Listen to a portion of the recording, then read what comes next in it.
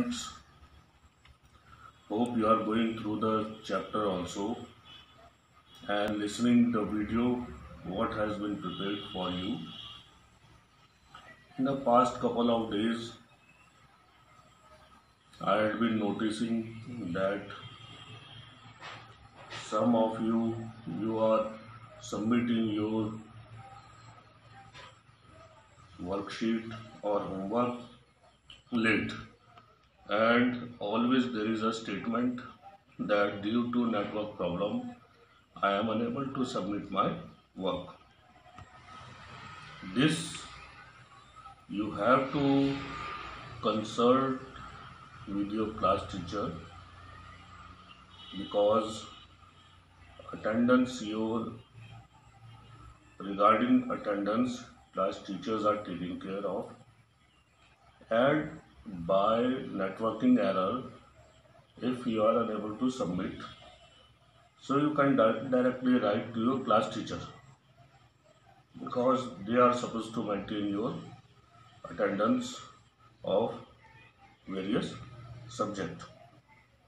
In a previous lecture, I had told you about strength, what is strength, and dynamic strength, static strength, maximum strength, explosive strength. In strength, we have dynamic strength. Within that, we have explosive and maximum strength. Then I had explained you about speed. Speed. What is speed? The movement is called speed. In a uniform pattern or in a single way is called speed. I had given you example of speed related to the athletics. Then we came to endurance. So what is short-term endurance and what is long-term endurance? Long-term endurance is needed in a sports wherein action of movement is for a longer duration and is less intense. Endurance is not only needed in sports but also needed for common individual day-to-day work.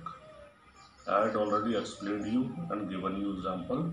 Now a new heading, today we are going to discuss about flexibility. What is flexibility? Flexibility is a necessary component for physical fitness. Flexibility is a range of movements and joints. What is flexibility? A range of movement and joints. If you extend your arm like this is a range of movement. You are folding your hand, extended it, picking something. Suppose I am picking this book, keeping this and picking up. This is the movement of joint and extend of range of movement also. Who has proper flexibility can perform work easily. If you are flexible, you can do work, everyday work you can do easily. Flexibility is not a significant factor in sports but also significant in our daily life. We can do it, or it is a need not only in sports but for small work we need flexibility. And one of the best example is walking towards the stairs, coming down to the stairs, need of flexibility and movements of joints and various muscles. Then flexibility is divided into two parts: passive flexibility and active flexibility.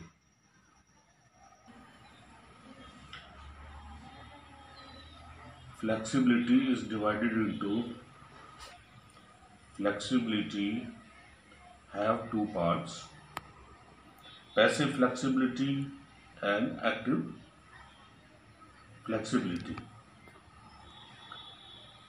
Passive flexibility, ability to carry out movement to greater distance. Carry out movement to a greater distance with external help is called passive flexibility. With the external help, stretching exercise with the help of a partner. When you are working out,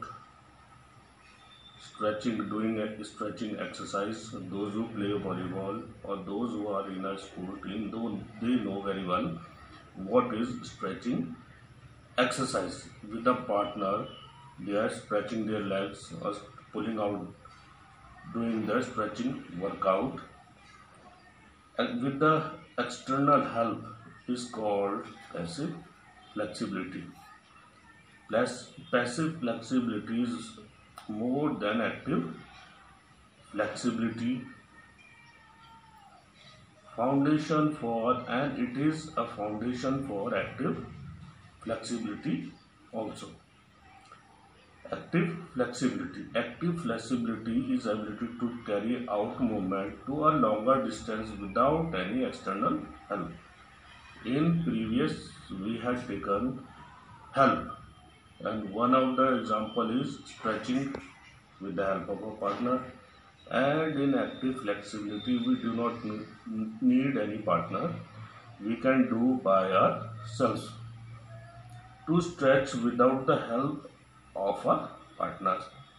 Active flexibility can further be divided into two parts: static flexibility and dynamic flexibility. At the end of this chapter, there is a question related to flexibility. What is flexibility? Here you will write about passive flexibility and active flexibility. While explaining active flexibility, you will have to explain static flexibility and dynamic flexibility. Also, it is very important to explain the second half of active flexibility. Active flexibility, in that we have static flexibility, B, dynamic flexibility. Static flexibility is usually required by a sports person when he remains in a static position. And here we have to understand the meaning of static position. What is static position? Suppose before diving we are in a position. Before diving in a pool, we take a position, and that position few seconds before we are diving is known as static position. Or while doing any work, sitting, we are sitting. Before writing, we are sitting. When we sit in a proper way, then we start writing. Before writing, we are sitting is a static position. We have to understand what is static position. Lying, add in starting position in various sports. Starting position, suppose in athletics, example is there that before running in a 100-meter sprint, on your marks, set. At that set time, you take your position. You are making mentally ready yourself that I have to run fast. That point is called static flexibility or static position. Now, dynamic flexibility. Dynamic flexibility is needed to carry out movement in greater distance without individual in motion. And you know various games. One of the best example nowadays you can see is cycle riding. You can carry out for a longer distance. Flexibility can be achieved through stretching exercise.